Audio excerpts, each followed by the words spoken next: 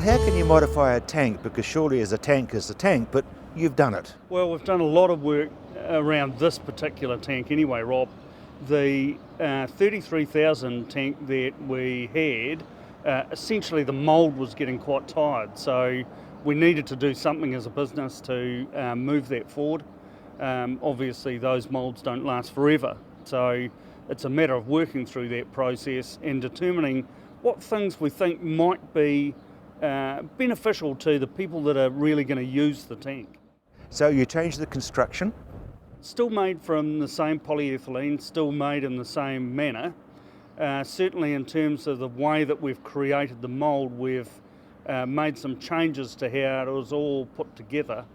But the effect, certainly from an end user, when you look at the tank, some of the key things that we've added to it, which we've raised the manhole.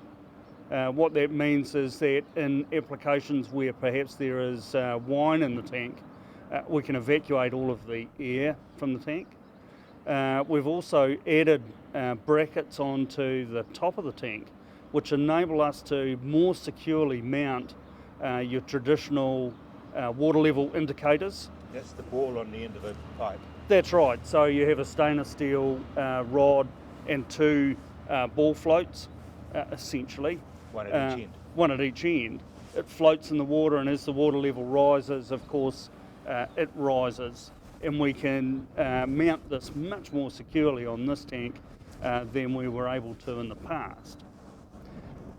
We've also got the opportunity to add in, beyond that water level indicator, some much smarter pieces of equipment that enable us to do it outside of direct line of sight.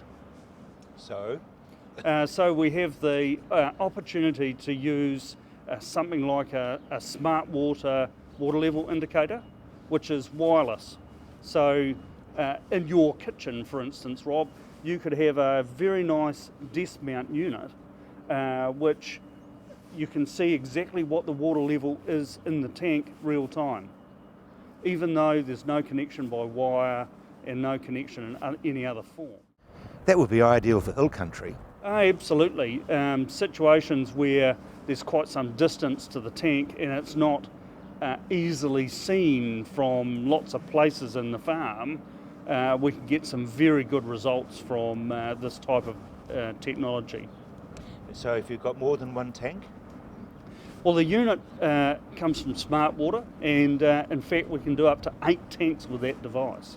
What about the range? Yeah, something like about 8 kilometres, and once we get beyond that, then you need to look at some sort of repeater or change the aerial type. So a standard dipole aerial, it will only get us a certain distance. We can put a Yagi on it, which is very directional, which then makes distance less of an issue for the same amount of power. So it's an obvious if you've got, for example, cattle on hill country and you want to make sure that there's water there for them. Yes, absolutely. And any time that you're dealing with stock, you need to think about what happens in the worst case. The examples in this tank is we've got a number of tie-downs, tie-down lugs on the top of the tank that enables us to anchor the tank to the ground. And certainly in high wind conditions, it's a real issue about how we make sure that in fact the tank's not going to move away. We also have the opportunity to add into that tank water reserve. So even in a domestic sense, on a lifestyle block or something like that, we can put in a water reserve, which means that normal operation, it draws from maybe 300 or 400 millimetres up the tank. And if the worst should happen and you run out of that water, then you can exchange and run out of the bottom. So you know, right, I now have a problem, I've got to get the tanker in to fill the tank. And you've got different size outlets? Yeah, we've got a number of different choices in terms of outlet. 50 millimetre or 2 inch, 3 inch and 4 inch. And anything beyond that, then there's a little bit more engineering required. Fire brigades, can they just couple straight onto them? The fire brigades can couple into those, just depending on what coupling you actually put on the outside of them. And you guys are able to advise that? Yeah, we actually have the valving and the appropriate connection points for those tanks.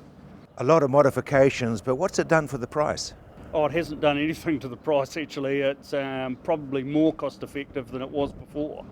So big steps in the right direction for most users.